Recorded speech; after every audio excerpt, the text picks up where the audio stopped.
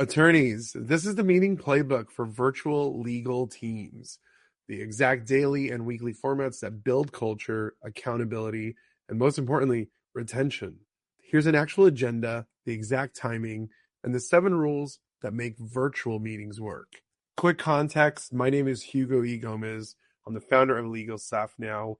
We've helped over 500 law firms nationwide with staffing, with marketing. We've been featured in the Inc. 5000 and Bloomberg Law. And frankly, these are the same meeting formats that we use with our own virtual teams and recommend to our clients. Here's a playbook that I highly recommend. So before we get into it, there's a KPMG survey from earlier this year that found something important. 83% of professionals feel work friendships help them feel more engaged, but 58% feel an over-reliance on digital channels is a major barrier to developing connections. So that's the paradox of virtual work. You need the screen to stay connected, but the screen alone isn't enough. How you use the screen is what determines whether your team feels like a team or just a collection of strangers. For some remote workers, a morning stand-up meeting might be their only human interaction that day. Think about that. Your 15-minute meeting isn't just a status update. It's the only time someone talks to another human being before dinner. That changes how you should design these meetings. So tip number 1, have a daily stand-up for 15 minutes every day. So minutes 1 through 2 in that stand-up, check in. Not what are you working on? Just ask, how you doing? Red, yellow, green, one word. Everyone goes around. This takes just a few seconds, and it gives you the pulse on your team's state more than any project management dashboard. From minutes 3 to 10, ask the 3 questions. What did you finish yesterday? What are you working on today? What's blocking you? What do you need help with? Everyone gets 60, 90 seconds. No deep dives, no problem solving, just status updates. If something needs a longer conversation, just go to the parking lot. Which brings us to minutes 11 to 13, the parking lot. These are the items flagged during the updates that need follow-up outside this meeting.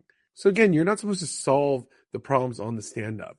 You're just going to assign who owns that help and when the follow-up happens. This keeps the stand-up from ballooning into a 45-minute meeting. And the last couple minutes, 14 through 15, the social close. Ask one personal question. What are you watching? What did you eat last night? What's the one thing that made you smile this week? It's not wasted time. It's the connective tissue that keeps people from feeling invisible. So tip number 2, have a weekly team meeting, 45-minute format. The daily is for operations. The weekly is for strategy, for culture, for development. So in the first 5 minutes, you want to always have some non-work conversation. Camera's always on, non-negotiable. How was your weekend? What you have for lunch? This is mandatory, not optional. Research calls this the 5-minute buffer and describes it as a social glue that prevents attrition. Skip it and your team slowly disconnects. For the next few minutes, you want to talk about wins and recognition. Remember, this is weekly. So who did great work last week? Name them. Be specific about what they did, not a general, hey, great job, everyone. Have specific recognition. Like, hey, Maria caught a diagnosis the doctor missed in the Supio chronology. That's going to add another $50,000 to the demand letter. Like, that's what recognition looks like. Then for the next few minutes, go into a case or a project deep dive. Just one topic, super narrowed that everyone's, participating in. This is the meeting where problems get solved. Not the daily meeting. The daily identifies the blockers. The weekly resolves them. Rotate who leads this section each week so that everyone has ownership and everyone has a voice. In the next section, talk about training or development. Have some show and tell about some new AI tool, a new feature that everyone's using, a workflow improvement, a case study from another firm. Your virtual team craves professional growth. And if you don't provide it, they'll find a firm that does. And then the last few minutes, action items and close. What did we decide? Who's owning what? When is it due? Who's scheduling the next step? No meeting should end without clear ownership and clear deadlines.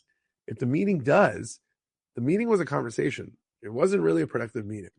Which brings us to tip number 3. Cameras always have to be on. Every time. Non-negotiable. I know some people push back on this. I personally don't care. In fact, when I interview people, I always ask, is your camera always on whenever you're in a work interaction? If the answer is maybe or no, they're not getting hired. You cannot build trust with a black screen. Your team needs to see your face, and you need to see their face. Facial expressions, body language, energy levels, all of that gets lost when cameras are off. And when cameras are off, people multitask. They don't pay attention. And when people aren't paying attention, the meeting's worthless. If someone resists cameras on, ask why. Maybe do it in a personal one-to-one meeting. Often it's a workspace issue, not a preference. Help them solve it. These are solvable problems. Virtual backgrounds exist. A ring light costs $20. Help them solve the obstacle instead of accepting the excuse. Tip number 4, schedule these meetings at the same time. They should be recurring events on your calendar, no exceptions. Consistency is the foundation of ritual, and ritual is the foundation of culture. So depending on your time zone, let's say it's 9 a.m. for most people. Every day, the same Zoom link, the same format, the same energy. When the meeting happens at the same time, it becomes a heartbeat. But when it becomes unpredictable and it moves around a lot, it becomes an interruption. Nearshore teams in Latin America typically share your time zones, and that's an advantage with Latin American teams. Your virtual paralegal, for instance, in Colombia might start at 9 a.m. EST, and your case manager in Mexico might start at 8 a.m. CST.